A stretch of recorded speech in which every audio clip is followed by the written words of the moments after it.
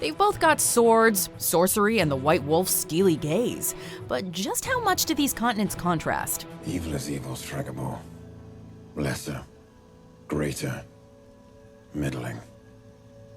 It's all the same. Welcome to WatchMojo, and today we're counting down our picks for the top 10 differences between The Witcher show and video game. For this list, we're looking at the key differences between Netflix's television series and CD Projekt Red's video game franchise, both based on the books by Andrzej Sapkowski.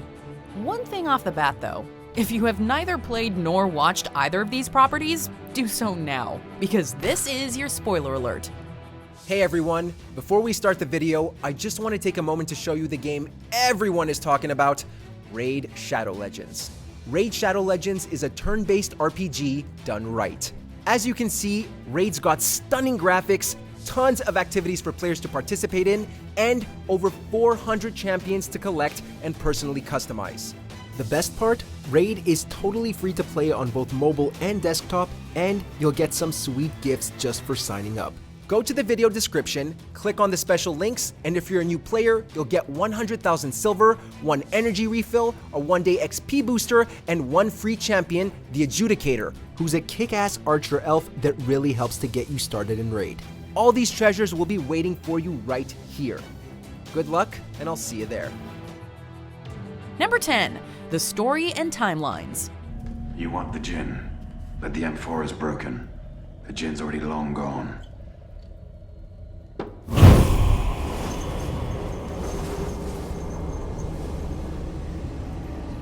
Do go on. Tell me how stuff works.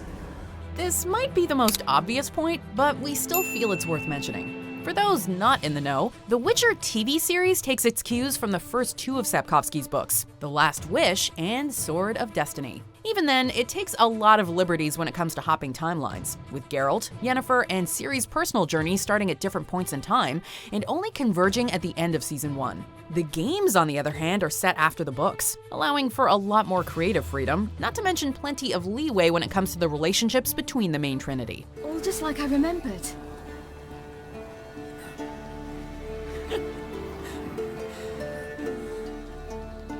What? Number 9, Roach. Do you mind if I hop up there with you? It's just I'm not really wearing the right kind of footwear. Don't touch Roach. You won't find a more loyal and capable steed in all of the Northern Kingdoms. Roach is Geralt's most trusted companion, getting him from point A to point B, and always willing to listen to his Witcher's gripes. Want to hear about my first monster? Not to mention, she is pretty handy when it comes to chasing down monsters. That being said, it seems that the Netflix version of this mare is much better trained than the one we came to love in the games. You don't see Henry Cavill's Geralt having to deal with Roach's panic attacks, nor does she randomly glide over mountains or glitch onto someone's roof. Then again, her ability to cross oceans with only a whistle would certainly come in handy. Still kinda strange how you cross the ocean when I call sometimes, but then get hung up on the tiniest fence. What's that about? What can I say? Everyone's got limits. Number 8, Jaskier. Where's your newfound respect? Respect doesn't make history. While newcomers will only know this traveling bard as Jaskier, longtime fans will recognize his flamboyance and talent for bullshitting as trademarks of the character Dandelion. I hope you're not mad. You can't be. My plan was perfect. Until we put it in motion. Either way, this comedic foil is still the best buddy a Witcher could ask for, even if he does deserve a good gut punch on the odd occasion. As for the name change, Jaskier is actually the character's name in the original Polish language version of the books. Meaning Buttercup, it was changed to something equally flowery in English. While Roach remained Roach in the show, rather than his Polish name Putka, showrunner Lauren Hissrich opted to change Dandelion back to Jaskier. Toss a coin to your Witcher, oh valley of plenty, whoa. Number 7, Geralt of Rivia, the Beardless Years.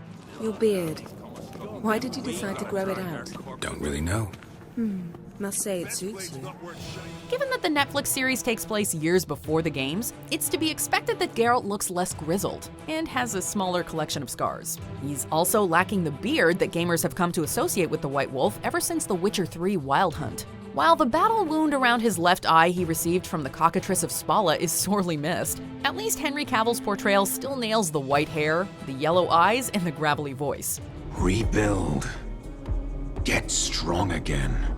Oh, and most vital of all those pitch-perfect hmms.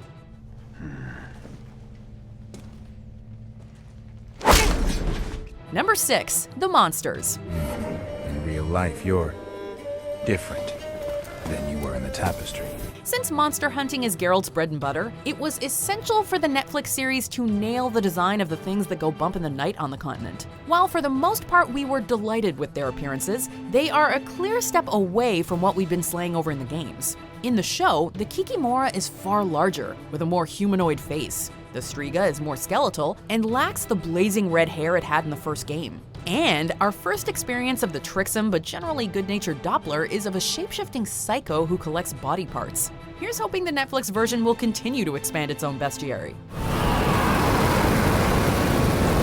Number 5, Triss. You can put down your sword. I'm not here to hurt you. Says the witch hiding in the woods. Sorceress. Witch. Probably one of the few casting choices that fans still aren't over the moon about is Anna Schaffer as Triss Marigold. However, the character's appearance and role in the Netflix series isn't so far from Sapkowski's books. There, she's described as having chestnut hair and has more of a background role. I feel something out there waits for you. This was somewhat jarring for fans of the game, who'd grown used to seeing Triss not only as a standout mage with bright red hair and a fiery tongue, but also as Geralt's love interest following his bout of amnesia. In the books, Triss did have a past relationship with Geralt, and an enduring crush. But love triangle it was not. Best put aside hopes you may have for a Geralt-Triss romance in Season 2. You could use a bath. So could you. Number 4, Geralt's signs.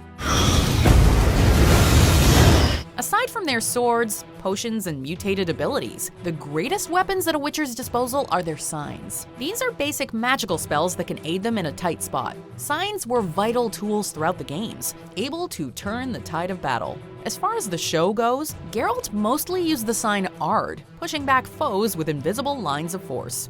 We also got to see him using Axii when he confronted Renfri, and Erden in his battle with the Striga. But there are several other signs that haven't yet made an appearance. Let's hope Henry Cavill gets to bust out Igni next season. Number 3, Ciri. Take off the blindfold. Many gamers first encountered this child of the Elder Blood during her escapades in The Witcher 3. In a flashback, she's seen as a Witcher in training at Kaer Morhen.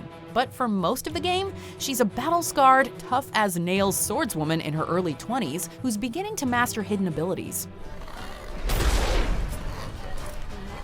In contrast, the Netflix series introduces us to teenage Princess Cirilla right as her world goes to hell during the Nilfgaardian invasion of Sintra. This version is very much an innocent soul who's exposed to the cruelties of the world outside of the palace. Fortunately, from what we've seen of her journey so far, it's clear she's got a knack for adapting to whatever dangers are flung her way. Number 2, Geralt's Swords. Steel for humans, silver for monsters. These two swords are the tried and true methods by which Geralt and his ilk carry out their bloody task. In the games, the White Wolf keeps both swords on his back at all times, allowing him to switch out at a moment's notice. Which makes sense given how overrun the countryside is with monsters. Seriously, how do people even go for casual walks? The show, on the other hand, sticks closer to the source material by only having the steel sword strapped to Geralt's back, while his silver tends to be left with Roach. Those with a keen eye will also notice Renfri's brooch attached to the blade following his butchery at Blaviken. Do you know the difference anymore? Before we continue, be sure to subscribe to our channel and ring the bell to get notified about our latest videos. You have the option to be notified for occasional videos or all of them. If you're on your phone, make sure you go into your settings and switch on notifications. Number 1, Yennefer.